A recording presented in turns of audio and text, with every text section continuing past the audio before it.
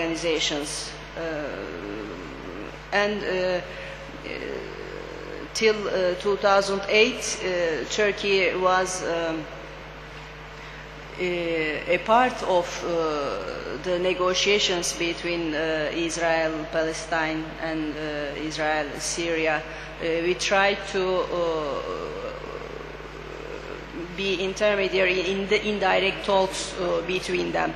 But with the actual situation of relations between Turkey and Israel, I think for some time it will be difficult for Turkey.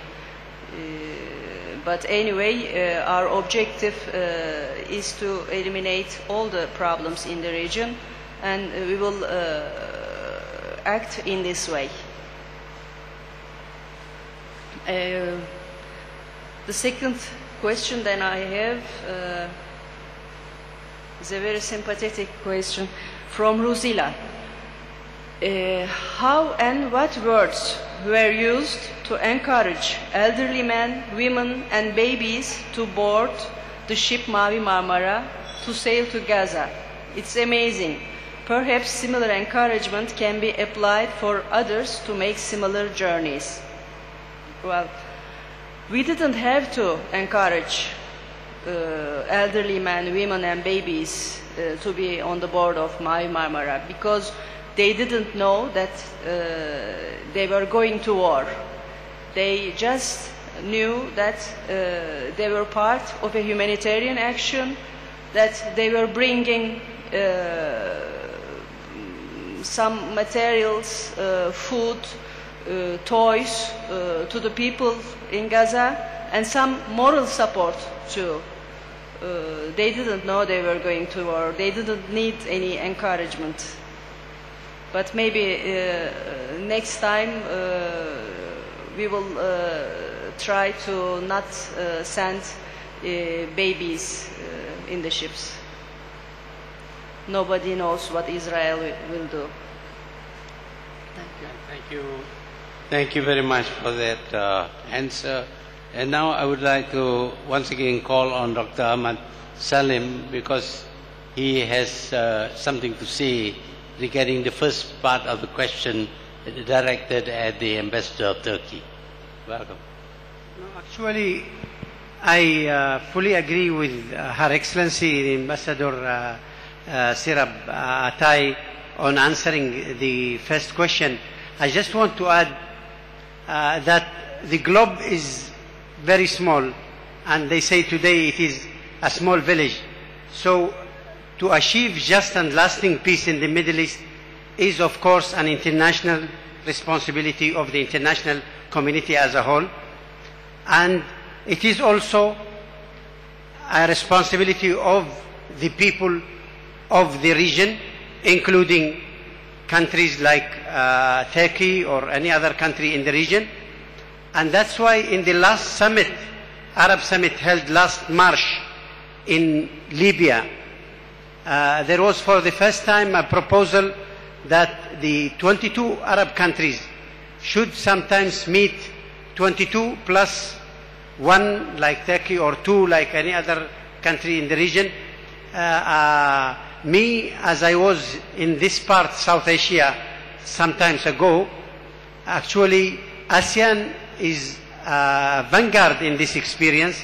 ASEAN were having meeting of the ASEAN plus 3, including some other countries neighboring to Southeast region. So yes, they should be involved, not with the understanding that the Arab League had failed to tackle the issue. I don't think so, because as I said in my presentation, Arabs were always excused that they have division on achieving just and lasting peace in the region. And in the summit of Beirut 8 years ago, anonymously all the Arabs came out with the Arab Peace Initiative. It's a very comprehensive initiative, and it is cornering Israel because they cannot reject it, and also they cannot react positively as they should be to the peace process. And it is simply build on the international legitimacy that Israelis should end occupation to the Arab occupied territories since 1967, and in return to normalize relation with Israel. This is an anonymous position of all the Arabs, so it is a united position, and it is no more only supported by the Arabs. It was supported by the OIC, so it is supported by 57 Islamic countries members of the OIC. They said the same thing. If this Arab Peace Initiative will be accepted, we will be normalizing relations if just and lasting peace is achieved. And further on, because it is a concrete action and a wise one, the quartet composed of the US, Russia, European Union and the UN also adopted the Arab Peace Initiative. So there is no failure, there is constructive action and position, and it is more and more accepted internationally, and it is only cornering Israel and exposing that they are not genuine in achieving just and lasting peace in the region. I think the discussion might be longer on this matter, but I just wanted to, while fully agree with Her Excellency, to add these two remarks. Thank you. Thank you very much. I think all the four presenters have already made answered some of the questions, not all the questions. Although I am just the moderator, somehow or rather I have been asked a lot of questions. So I will try to, in the short space of time that we have before the Deputy Prime Minister comes, I will try to answer some of these questions.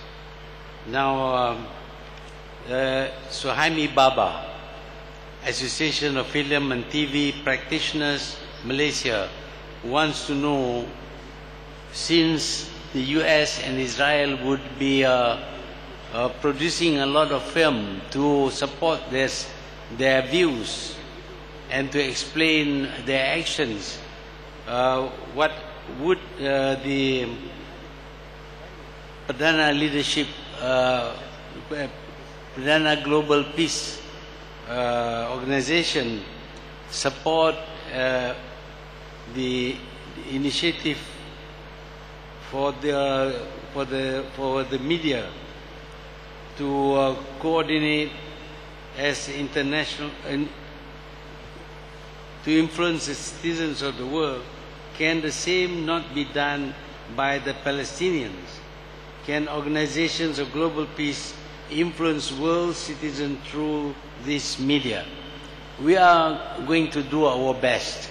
We will, of course, publish records on what happened to the Marmara and Rachel Corrie, as well as the true incidents that happened during the Israeli illegal acts on the high seas. We'll try and publish that as much as possible. As you have seen this morning, we have quite a lot of sound bites, not sound bites, TV shots of the actual action against Gaza, the damage and the killings that happened there. So we will try our best to publicize this, and we will do this mainly on the internet, perhaps put them on the YouTube, so that the world can see what the Israelis have actually done. That we will try to do as much as possible.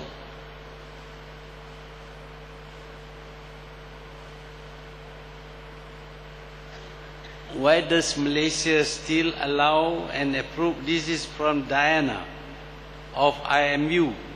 Why is Malaysia still allowing and approving factories, companies present such as McDonald's, Coca-Cola, Nestle, L'Oreal, that contribute to the ethnic cleansing in Palestine? At the same time, Malaysia